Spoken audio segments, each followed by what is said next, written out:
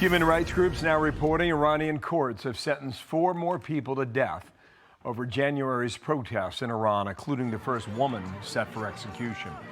Dr. Sheila Nazarian fled Iran as a child. She's now a plastic surgeon, lives in California, and she's back on our program and joins me now. Doctor, I want you to comment on this woman a moment here, but since the beginning of this war, these are the numbers we've tracked. 656 executions in 3 months, 341 in January, 307 in February, 8 recorded in March while Iran was offline. Let me get to being offline in a moment here, but you were talking about violations called crimes against God.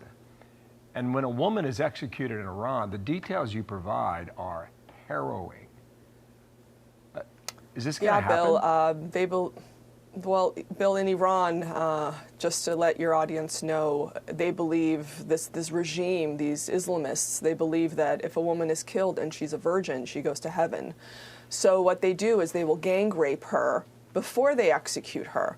And it's just mind-boggling to me, this Elizabeth Banks sitting comfy in a little cushy couch on a podcast with her hair slicked back, talking about how could anyone vote for Donald Trump.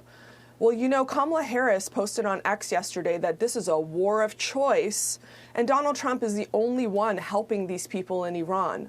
So Elizabeth Banks, this woman, Bita, is about to be gang raped and publicly executed, and so are 3 more women. And they have been doing this to many young people. Every single day, 1 or 2 public executions. So you're sitting there on your cushy couch talking about Kamala Harris. You claim to be a feminist. You claim to be a humanitarian. Where are you when the women need you? You are a fake. You are a hypocrite. You are of no help to anyone. So if you claim to be a feminist, you claim to be a humanitarian, you claim to be a good person, America, Iran isn't just a military war or peace in the Middle East or oil stabilization. This is a humanitarian issue. They are killing young people every single day. And the only one that has helped is President Trump. You know, it's a lack of knowledge and understanding, really. And you understand it better than most. I think about that 19-year-old wrestler who was sentenced to death. I mean, just barbarian.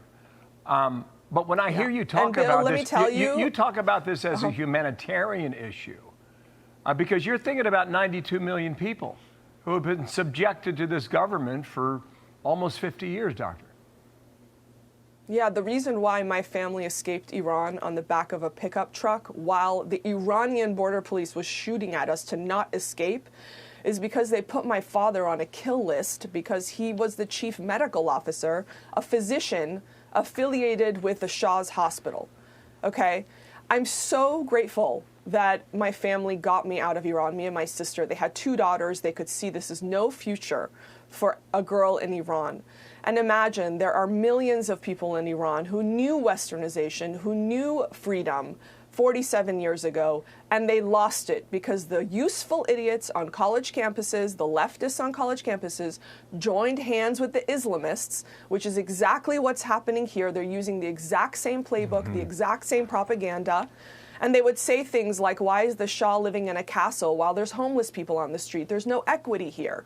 They use flowery words to trick comfortable, useful idiots on college campuses who have no real problems, to trick them into bringing Islam into the world. Yeah, perhaps that's about to come to an end. We'll see on that.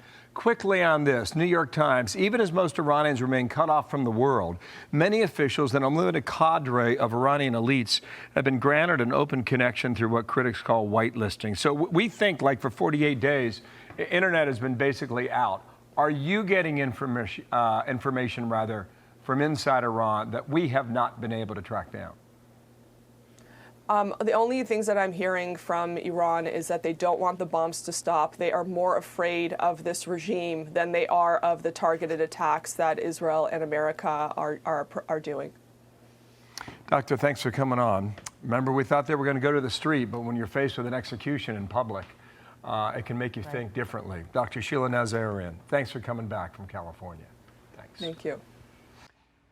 Be sure to like and subscribe for all the Fox News latest on YouTube and catch full shows streaming now on Fox One.